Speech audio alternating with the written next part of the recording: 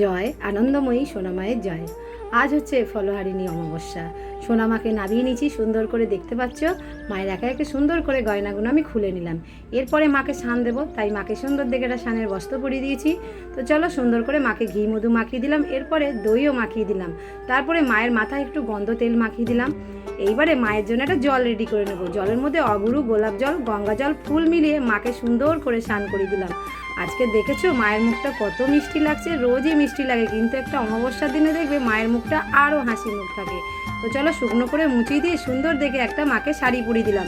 আর তোমরা জানো এই শাড়িটা কিন্তু আমি তৈরি করেছি। তো কেমন হয়েছে শাড়িটা অতি অবশ্য কমেন্টে জানাতে ভুলবে না। মাকে তারপরে একে একে সমস্ত গয়নাগুলো আমি পরিয়ে দিলাম।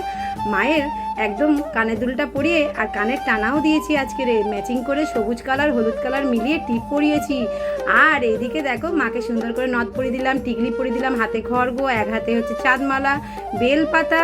আর এইদিকে মাকে সুন্দর করে একটা ফুলের মালা দিলাম, জবা ফুলের মালা, বেল ফুলের মালা, রজনীগন্ধার মালা। আজকের মা এই সাজ সেজেছে। তো সাজটা কেমন হয়েছে অতি অবশ্য কমেন্টে জানাতে একদম ভুলবে না। তো দেখতে পাচ্ছ গাছের সাদা জবা দিচ্ছি, গাছের কিছু নয়নতারা ফুল দিয়ে সোনা মায়ের একদম সুন্দর করে সাজিয়ে দিলাম। তো দেখো তো মাকে কত সুন্দর লাগছে। বাবার মাথায়ও একটা টগর ফুল দিয়ে দিয়েছি। তো এইবারে দেখো সোনা মায়ের চরণে একটু দুব্ব, বেলপাতা আর একটা ছাদ বাগানের জবা। আর এইদিকে দেখো একটা কুড়ি জবা দিয়েছি, এটা কেনাই, কিন্তু দেখবে বেলা হলেই কি সুন্দর করে ফুটে যায়। কিছু গাঁদা ফুল দিয়েও দু সাইডে সাজিয়ে দিলাম। তো আজকের সাজটা মায়ের এটাই সাজিয়েছি। হাতে দিলাম একটা বেলপাতা।